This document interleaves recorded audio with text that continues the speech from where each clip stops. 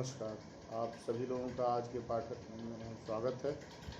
आज का हमारा पाठ श्लोक संख्या 46 से प्रारंभ होगा। इससे पूर्व जो है हम श्लोक संख्या 45 तक अध्ययन कर चुके हैं। तो इससे पूर्व जो श्लोक था उसमें 9 प्रकार की पद संज्ञाओं का उल्लेख हुआ था। उसमें जो है कि अंतोदात, आद्योदात, उदात्त, अनुदात्त, निस्वरित, मध्योदात्त, स्वरित, द्वयोदात्त और त्रयोदात्त, इनका उल्लेख हुआ था। ये जो है 9 पद संज्ञाएँ हैं। अब एक उदाहरण देते हुए कि कहाँ अंतोदात्त है, कहाँ उदात्त है, एक मंत्र प्रस्तुत करते हैं और उसमें बताते हैं कि इस मंत्र के किस अंश में उदात्त है, किस अंश में अनुदात्त है, किस में स्वरित है इत्यादि। तो मंत्र है अग्निशोमः प्रभो वीर्यम हविषा स्व बृहस्पतिरिंद्रा बृहस्पति। ये अब इसमें दिखाते हैं। अब श्लोक संख्या 46 प्रारंभ करते हैं कि अग्निरित्यन्तोदात्तं सोम इत्याद्युदात्तं प्रेत्युदात्तं व इत्यनुदात्तं वीर्यं निस्वरितं हविषां मध्योदात्तं स्वरितं बृहस्पतिरिति द्वयोदात्तं इंद्रा बृहस्पति त्रयोदात्तं। तो कहते हैं कि अग्निशोमा प्रभो वीर्यम हविषा स्व बृहस्पतिरिंद्रा बृहस्पति। यह जो मंत्र है इसमें जो है अग्नि सोमः प्रभो वीर्यम हविषा स्व बृहस्पतिरिंद्रा बृहस्पति। इस मंत्र के तत्त अंशों में कहीं उदात्त, कहीं अनुदात्त, कहीं स्वरित, कहीं निस्वरित, कहीं द्वयोदात्त, कहीं त्रयोदात्त इत्यादि है। तो इससे पूर्व के श्लोक में जो हम लोगों ने पढ़ा था कि ये अंतोदात्त, आद्योदात्त, उदात्त, अनुदात्त, निस्वरित, मध्योदात्त, स्वरित, द्वयोदात्त और त्रयोदात्त 9 पद संज्ञाएँ हैं। उन्हीं को इस श्लोक में बता रहे हैं कि किस अंश में जो है कि क्या है, उदात्त है अथवा अनुदात्त है अथवा स्वरित है, निस्वरित है। तो कहते हैं कि अग्नि इत्यंतोदात्तम। अग्नि जो है इसमें अंतोदात्त है। तो हमें स्पष्ट है, विदित है कि उदात्त, अनुदात्त, स्वरित इत्यादि ये जो भेद हैं यह स्वरों के हैं। तो अग्नि में जो 9 के बाद ई अच है अंतिम, इसमें अंतोदात्त है। तो उदात्त, अनुदात्त, स्वरित इत्यादि जो कुछ भी होगा यह किसको होगा? यह स्वरों को होगा। तो अग्नि इत्यंतोदात्तम, अग्नि है जो शब्द है यह अंतोदात्त शब्द है, अर्थात इसका जो अंतिम स्वर है वह क्या है? वह उदात्त है। अंतिम स्वर उदात्त है, इसलिए अग्नि अंतोदात्त है। और सोम इत्याद्युदात्तम, सोमः इति आद्युदात्तम। सोम जो है वह क्या है? आद्युदात्त है।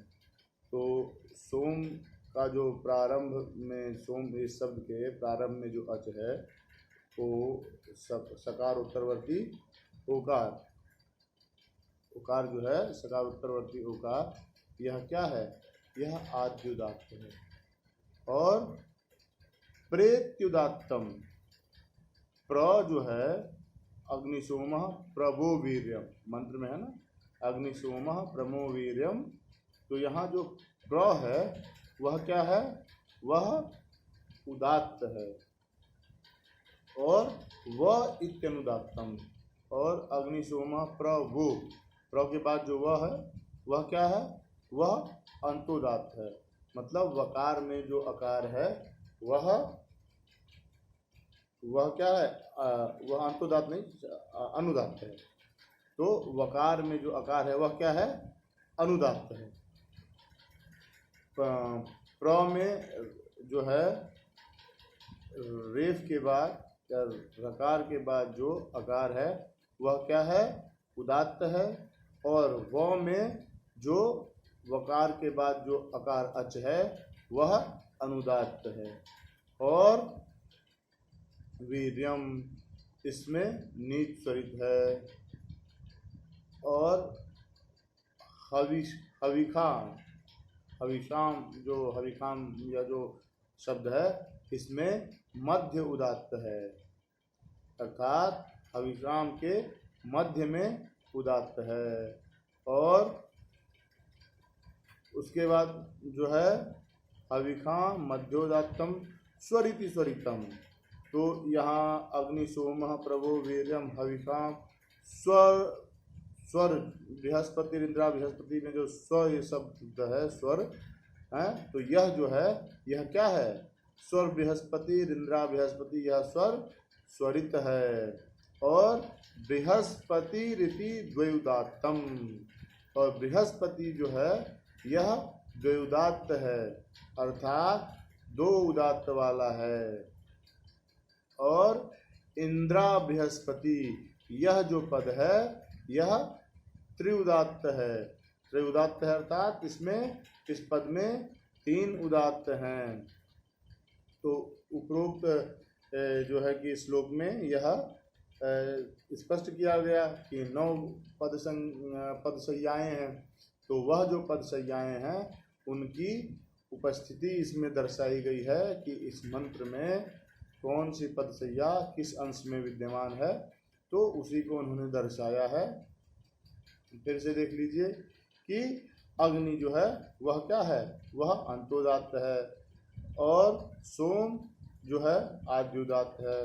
तो अग्नि अंतोदात्त है अर्थात अग्नि में नकार के बाद जो इकार है अंतिम स्वर वह उदात्त है, अंतिम उदात्त है, इसलिए इसे अंतोदात्त कहा गया।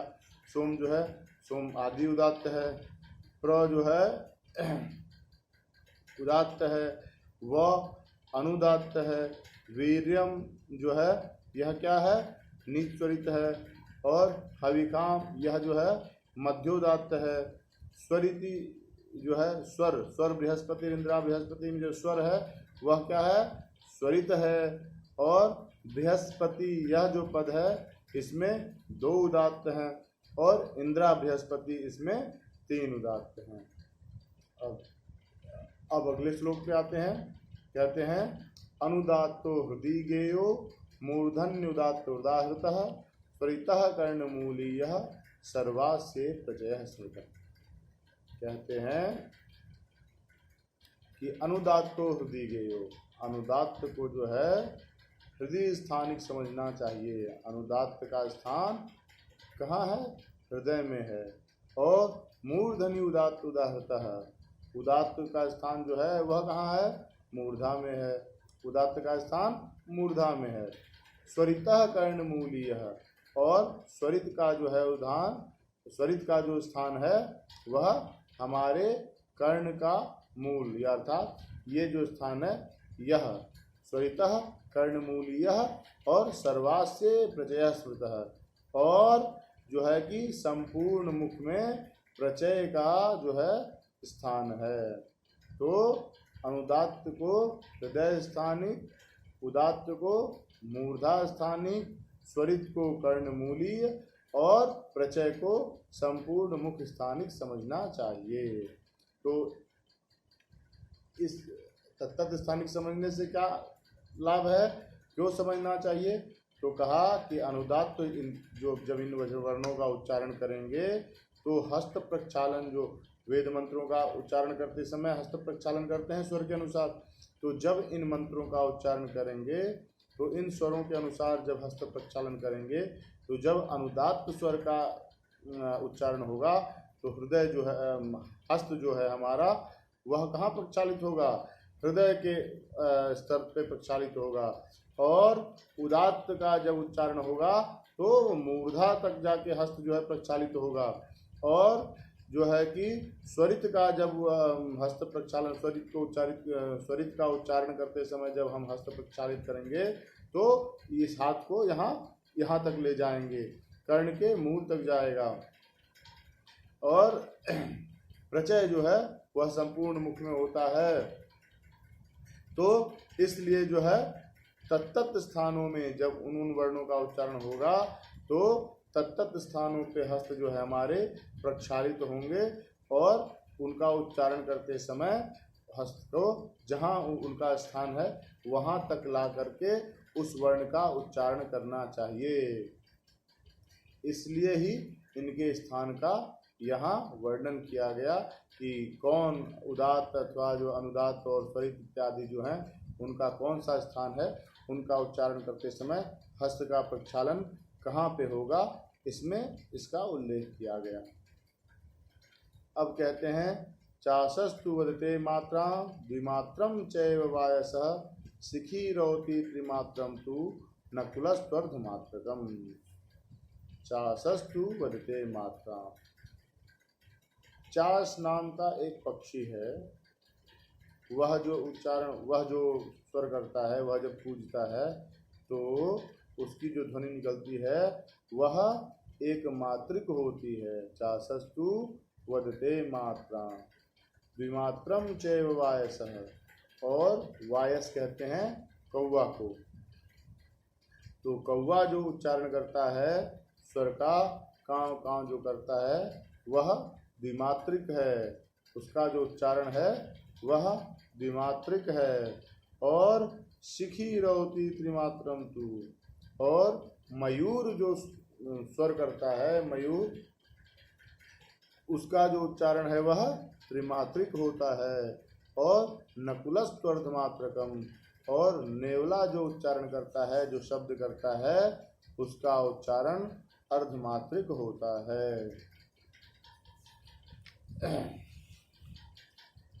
अब अगला श्लोक है, कहते हैं पूतीर्थादागतम दग्धम अपवर्णम च भक्षितम न तस्य पाठे मोक्षेस्ति, न तस्य पाठे मोक्षोस्ति पापा हेरिर किल्बिषात्। कहते हैं कुतीर्थादागतम, कुतीर्थ, तीर्थ कहते हैं उपाध्याय को जहाँ से हम शिक्षा ग्रहण करते हैं। तो कुतीर्थादागतम अर्थात आचारहीन गुरु से प्राप्त। कुतीर्थाद मतलब निंदित जो उपाध्याय हैं उनसे, आगतम अर्थात प्राप्तम शिक्षितम। तो कुतीर्थाद आगतम, आचारहीन गुरु से आगत अर्थात जो प्राप्त हुआ है वह, और दग्धम, दग्ध वर्ण एकदम निरस्य जो शिक्षा है, और अपवर्णम अशुद्ध वर्णम, अपवर्णम अर्थात अशुद्ध वर्णम, स्वरों का सम्यक उच्चारण न करके, अक्षरों का सम्यक उच्चारण न करके कुछ का कुछ उच्चारण कर देना, वह क्या कहलाएगा, अशुद्ध उच्चारण कहलाएगा। तो अपवर्णम, और भक्षितम, तो स्पष्टता रहित वर्णों को चबा चबा के बोलना, जिससे इस तरह का इस रूप से उच्चारण जो है वह क्या कहलाता है, भक्षित उच्चारण कहलाता है। तो भक्षितम तस्य पाठे किल्बिषात् पापा अहेरि मोक्षः न अस्ति। इस प्रकार के पाठ करने पर मोक्ष प्राप्त नहीं होता है। जैसे दुष्ट सर्प जो है नेवले से मुक्त नहीं होता उसकी पकड़ में आने पर, उसी तरह कहते हैं कि किल्बिषात्, ये सब जो हैं क्या है, ये पाप के हेतु हैं। तो पाप का हेतु होने से इसका उच्चारण करने वाला मोक्ष को प्राप्त नहीं कर पाता। तो कुतीर्थादागतम अर्थात निंदित गुरु से पढ़ा हुआ, दग्धम तब जो है कि रसविहीन, सम्यक जो है कि उसका छंद इत्यादि के द्वारा जो है उच्चारण जिसका न हो रहा हो, एकदम निरस उच्चारण जो हो, वह अपवर्णम अशुद्ध वर्णों का उच्चारण, और भक्षितम चबा चबा के वर्णों का उच्चारण जो है पाठ किया जाए, तो तस्य पाठे किल्बिषात्, इस तरह के पाठ में जो पाठ कहाँ से, कुतीर्थादागतम निंदित गुरु से पढ़ा जाए, अथवा जो पाठ दग्ध हो, निरस हो, और जो पाठ अशुद्ध हो, अथवा जो पाठ चबा चबा के जिन वर्णों का उच्चारण किया जाए, इस प्रकार के जो उच्चारण है या जो पाठ है, उस पाठ में पाप होता है, इसलिए उस पाठकर्ता का मोक्ष नहीं होता। जिस प्रकार किसी दुष्ट सर्प का मोक्ष नहीं होता किसी नेवले के चंगुल में आ जाने से, उसी प्रकार यह जो सब हैं यह क्या है, पाप के हेतु हैं। किसी कुत्सित निंदित गुरु से प्राप्त शिक्षा जो है कि निरस पाठ और अशुद्ध वर्णों का उच्चारण और चबा चबा के वर्णों का उच्चारण, इनके उसमें क्या है, इनके उच्चारण में पाप होता है, इसलिए ये सब पाप हेतुक हैं। और पाप हेतुक होने के कारण इनका जो पाठ करता है वह मोक्ष को प्राप्त नहीं करता। अब कहते हैं कि सुतीर्थादागतम व्यक्तम स्वामनायम सुव्यवस्थितम सुस्वरेण सुवक्त्रेण प्रयुक्तम ब्रह्मराजते। कहते हैं कि सुतीर्थादागतम, सुतीर्थ मतलब निंदित उपाध्याय या आचारहीन गुरु, और सुतीर्थार्थ मतलब सदाचार युक्त जो गुरु है। सुतीर्थार्थ अर्थात सदाचार युक्तात् गुरु आगतम प्राप्तम पठितम और व्यक्तम।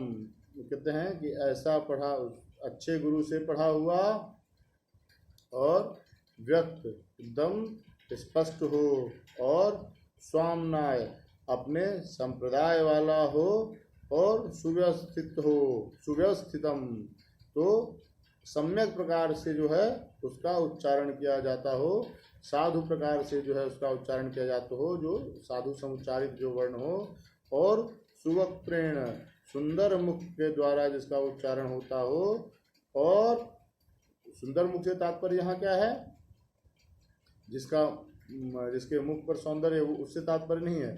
सुंदर मुख से अर्थात हमारे जो मुख अर्थात मुख के अंदर जो तत्त वर्णों के जो तत्त उच्चारण स्थान है, उन उच्चारण स्थानों से उच्चारण करना, यही यहाँ सुंदर मुख सुमुख से तात्पर्य यहाँ पे इसी से है कि हमारे मुख में जो वर्णों के जो उच्चारण स्थान है उनका तत्त स्थानों से उच्चारण करना। तो सुमुखेन सुंदर मुख से जिनका उच्चारण किया जाए, और सुस्वरेण उदात्त अनुदात्त और स्वरित इत्यादि सम्यक प्रकार से जिसमें उच्चारित किया जाए, ऐसा जो प्रयुक्त पाठ है वह क्या होता है, तो ब्रह्मराजते। ऐसे इस प्रकार के जो प्रयुक्त पाठ है वह जो है ब्रह्मलोक में वह शोभा को प्राप्त करता है। तो ऐसे पाठ का जो पाठ करता है वह ब्रह्मलोक को प्राप्त होता है। यहाँ ब्रह्म वेद को भी कहते हैं, तो एक अर्थ इसका यह भी कर सकते हैं कि ऐसा जो वेद है वह सुशोभित होता है। यहाँ जो वेद जो है कि आचार युक्त गुरु से पढ़ा जाए, और जिसके स्वरों जिसके मंत्रों के अक्षर जो है एकदम व्यक्त रूप से सुनाई पड़ते हों, और जो अपने संप्रदाय का हो, और जो सम्यक प्रकार से साधु समुच्चारित हो, सुवक्त्र के द्वारा जिनका उच्चारण हो, सुंदर मुख के द्वारा तत्त वर्णों के जो स्थान है उनके द्वारा यथा स्थान जो उच्चारित हो, इस प्रकार के जो वेद के मंत्र हैं वह शोभित होते हैं। ऐसे वेद मंत्र ही सुशोभित होते हैं, और वही वेद मंत्र जो है कल्याण के कारक होते हैं।